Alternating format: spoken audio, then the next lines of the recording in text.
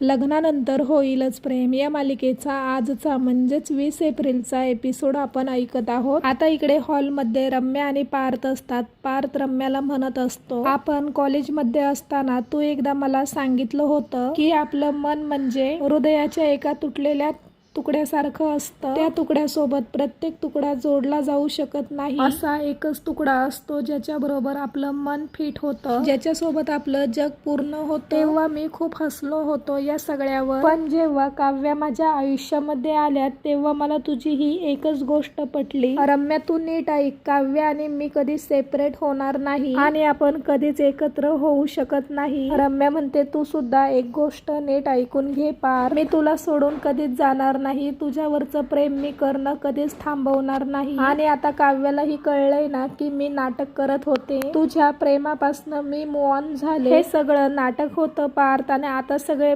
पत्ते ओपन झाल्यात पार, तर मग कशाला काय लपवायचंय। आता मी तुला तुझ्या तोंडावर सांगते पार, मी जर लग्न करेल ना तर तुझ्याशीच करेल। पार्थ म्हणतो, तुला लाज नाही वाटत का रम्या, त्या विजय सोबत तुझा साखरपुडा झालाय, तो लग्नाची स्वप्न रंगवतोय आणि तुला लाज नाही वाटत का मला हॉलमध्ये बोलून म्हणते लग्न करेल तर तुझ्याशीच करेल। रम्या म्हणते, कोण विजय? मी नाही कुठल्या विजयला ओळखत, माझा संबंध तर फक्त तुझ्याशी आहे पार, फक्त तुझ्याशी। मी तुला सोडून कुठेही कधीही जाणार नाही। पार्थ म्हणतो, रम्या तू कशीही असलीस, कशीही वागलीस तरी तू बेईमान नव्हती, तू प्रामाणिक होती, पण आता तू इतक्या खालच्या थराला आलीयस ना, मला तुझा राग सुद्धा येत नाही, क्यू येते क्यू। रम्या म्हणते, माझा जीव अडकलाय तुझ्यामध्ये पार्थ, मी तुला सोडून कधीही कुठेच जाणार नाही। आता हे रम्याचं बोलणं पार्थने त्याच्या मोबाईल मध्ये रेकॉर्ड केलेलं असतं। आता इकडे नंदिनी आरशासमोर बसलेली असते, तिथे जीवा येतो आणि तिच्या डोळ्यावर हात ठेवून म्हणतो, ढंटडान।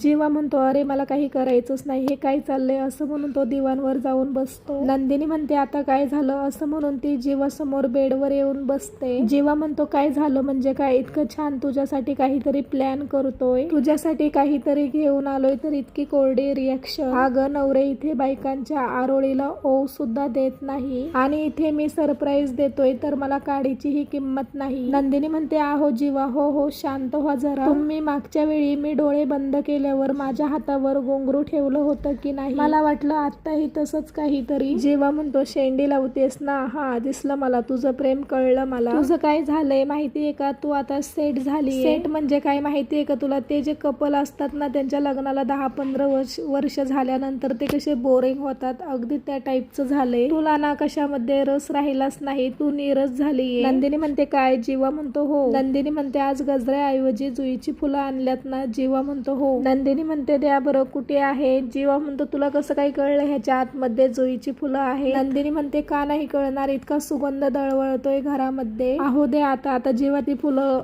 ते ओपन करतो आणि ती फुले नंदिनीच्या हातामध्ये देतो। नंदिनी आता त्या फुलांचा वास घेते। नंदिनी म्हणते, मस्त, आय लव्ह यू जीवा, असं म्हणून नंदिनी जीवाच्या हाताला किस करायला जाते, पण तिला कसला तरी वास जाणवतो। जीवा म्हणतो, जुईचा वास येतोय ना? नंदिनी म्हणते, मासे आणल्यात का? जीवा म्हणतो, अरे माशाचा वास अजून गेला नाही वाटते। जीवा म्हणतो, आईने मला सुरमई आणायला पाठवलं होतं, अशी मोठी सुरमई आणली, 2000 रुपयांना मिळाली। तर सुरमई घेतल्यानंतर काय झालं, मी गजरे शोधत बसलो, पण गजरेवाली मला काही सापडे ना, मग मी म्हंटल काय करू, तर अचानक ही जुईची फुलं विकणारी मुलगी मला सापडली, मग तिकडे जुईची फुलं घेतली। नंदिनी आता खुश होती आणि म्हणते, ती जुई होती का? जेव्हा त्या गजऱ्याकडे हात करून म्हणतो, अगं ही जुई आहे ही। नंदिनी म्हणते, आहो तसं नाही, ती मुलगी जुई होती का? जीवा म्हणतो, अगं कोण जुई? नंदिनी म्हणते, आहो ती मुलगी नाही का, ती बोलते की 100% खात्री कशावरच देता येत नाही, आहो फार मोठी नाहीये, लहान आहे। यावर जीवा म्हणतो, नाही ती मोठी होती। जीवा म्हणतो, अगं काय नंदिनी, तू चौकशा कशाला करते, कौतुक कर ना माझं। नंदिनी आता उठून त्या फळ्याकडे जाते, जीवा ही तिच्या मागे येतो आणि म्हणतो, कसला विचार करतेस नंदिनी? नंदिनी म्हणते, असं शांत बसून नाही चालणार जीवा, उद्या फिल्म सिटी मध्ये आणखी एक किडनॅपिंग होणार आहे जीवा, आणि आपण काहीही करून ते थांबवायला हवं. जीवा म्हणतो हो नंदिनी आपण ते थांबवू, म्हणून आज मी मुद्दामून फिल्म सिटीच्या रस्त्यावरून आलो आणि तिथे ना मला एक पाळणा घर दिसलं, ममताई पाळणा घर. नंदिनी म्हणते हो मग आपण आत्ताच्या आत्ता तिथे जाऊन पाहायला हवं, आपल्या हाताला काही लागतंय का. जीवा म्हणतो बरं बरं चल जाऊयात. आता नंदिनी आणि जीवा तिथून जायला लागतात तर मानिनी काकू समोरून येतात आणि म्हणतात कुठे चालला. जीवा म्हणतो आई ते. मानिनी काकू म्हणतात नाही नाही तुम्ही आज कुठेच बाहेर जायचं नाही. आता इकडे पार्थ काव्याला ती रेकॉर्डिंग ऐकवत असतो. ती रेकॉर्डिंग ऐकून काव्या म्हणते सिरियसली आता ह्या थराला गेली का रम्या. पार्थ म्हणतो खरं तर रम्या मनाने खूप चांगली मुलगी होती, माझ्यावर जीव होता तिचा, म्हणजे एखाद्या मैत्रिणीचा मित्रावर असतो तसा. काव्या म्हणते हो मैत्रीण मित्राच्या भल्याचा विचार करते, मैत्रीण मित्राच्या सुखासाठी देवाकडे प्रार्थना करते, आपणच त्याचं भलं आहोत असं नाही विचार करत. पार्थ म्हणतो तेच तर ना, तिथेच चुकली ती. काव्या म्हणते पार्थ आहोत चूक बरोबरच्या पलीकडे गेली रम्या आता. नाही नाही खरंच खूप हे डेंजर आहे ओ पार्थ, आता ती काहीही करू शकते बघताय ना. तेवढ्यात पार्थला येतो विजयचा फोन. पार्थ तो फोन उचलतो आणि स्पीकरवर ठेवतो. विजय म्हणतो good morning my dear friend, काय म्हणते सकाळ.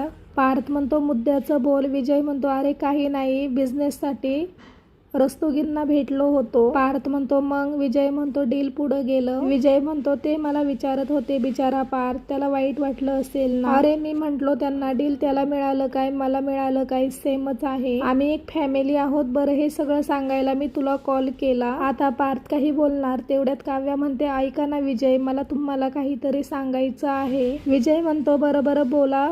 काव्या म्हणते मी तुम्हाला काहीतरी पाठवलंय, बहुतेक ऑडिओ आहे, नक्की ऐका. विजय म्हणतो बरं मग. काव्या म्हणते ऐका ना, कॉल सुरू ठेवतो, तुमची रिॲक्शन ऐकायला आवडेल आम्हाला. विजय म्हणतो काय आहे त्याच्यामध्ये. काव्या म्हणते काल रात्री तुमच्या होणाऱ्या बायकोने माझ्या नवऱ्याला हॉलमध्ये बोलून घेतलं, ती त्यांच्याशी काय बोलली ते सगळं रेकॉर्ड केलेलं आहे, ही रेकॉर्डिंग माझ्या नवऱ्यानेच केली आहे, नक्की ऐका. विजय आता फोन ठेवून देतो. काव्या आणि पार्थ एकमेकांच्या हातावर टाळी देतात. आता इकडे नंदिनी मानिनी काकूंना म्हणते काय झालं, आम्ही बाहेर का नाही जायचं. मानिनी काकू म्हणतात मी सांगते एवढं पुरेसं नाहीये का. पार्थ म्हणतो या म्हातारीला आहे ना काही काम धंदे नाहीयेत, उगाच अडवणूक करते. मानिनी काकू म्हणतात ए गप्पा बस रे, मी मस्करी करण्याच्या मूड मध्ये नाहीये जीवा, तू हे बघ तू ही बातमी वाच. असं म्हणून ते एक पेपर जीवाच्या हातामध्ये देतात. फोटोग्राफीसाठी निर्जन ठिकाणी गेलेलं जोडपं बेपत्ता आहे, गायब झालंय ते.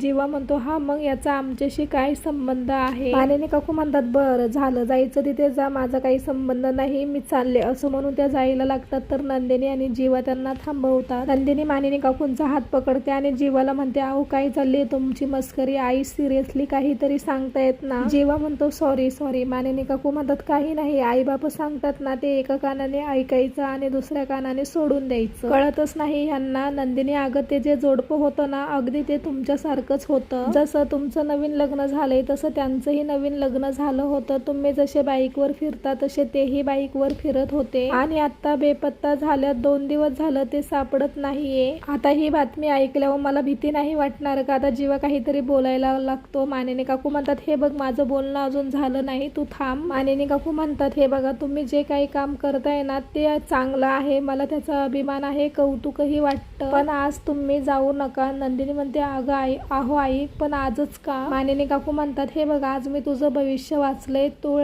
रासवाल्यांना आजचा दिवस धोक्याचा आहे म्हणून. जीवा म्हणतो अगं आई हे खरं नसतं खरंच. मानिनी काकू म्हणतात आई बापांचं ऐकूच नका. जीवा म्हणतो बरं बरं, जसं नंदिनीची रास तोळ आहे तशीच दादाची सुद्धा रास तोळ आहे, त्याला सुद्धा घरीच बसवणार आहे का तू. मानिनी काकू म्हणतात हो त्यालाही सांगितले तुम्ही घरी थांबायचं, जसा आम्हाला काहीतरी अनुभव आहे त्यामुळे तुम्ही आमचं काहीतरी ऐका ना मुलांनो. नंदिनी म्हणते हो हो आई तुम्ही जरा शांत हो ना 1 मिनिट. म्हणून नंदिनी बेडवरची ती फुलं उचलते आणि मानिनी काकून जवळ नेते आणि म्हणते आई घ्या जुईचा सुगंध घ्या, मस्त बरं वाटेल तुम्हाला. आता मानिनी काकू तो सुगंध वास घेतात. नंदिनी म्हणते आई तुमची काळजी कळते आम्हाला, तुम्ही म्हणताय तसं मी घरी बसेल सुद्धा, पण आज जर मी घरी बसले ना उद्या काय होईल ते थांबवता येणार नाही आम्हाला. एका लहान लेकराच्या जीवाचा प्रश्न आहे आई, आज जर आम्ही आमच्या जीवाची पर्वा करत बसलो तर उद्या त्या लेकराचा जीव वाचवेल की नाही याची खात्री नाही आम्हाला. म्हणून म्हणते प्लीज प्लीज आम्हाला जाऊन द्या ना. मानिनी काकू म्हणतात, नंदिनी अगं आईचं काळीज आहे, मला भीती वाटणारच ना. तू आई होशील ना तेव्हा तुला कळेल बघ. जीवा म्हणतो, वा वा, हे मस्त आहे. इतक्या दिवस बाबा मला म्हणायचे तू जेव्हा बाबा होशील ना तेव्हा तुला कळेल. नंदिनी बघ आज ही तुला बोलते की तू जेव्हा आई होईल ना तेव्हा तुला कळेल. मानिनी काकू आता जीवाला मस्करीमध्ये मारतात आणि म्हणतात, मस्करी थांबव रे मेल्या. जीवा म्हणतो, अगं आई तुझा आशीर्वाद आहे ना आमच्या पाठीशी. नंदिनी म्हणते, आहो आई, अजिबात तुम्ही काळजी करू नका. येऊ का मी? मानिनी काकू म्हणतात, काळजी घ्या. जीवा म्हणतो, अगं आई तू टेन्शन नको घेऊ, मी आहे ना, मी घेतो हिची काळजी. असं म्हणून हे दोघे मानिनी काकूंना बाय करतात आणि तिथून जातात. मानिनी काकू हात जोडतात आणि वर पाहून म्हणतात, देवा काळजी घे रे या दोघांची.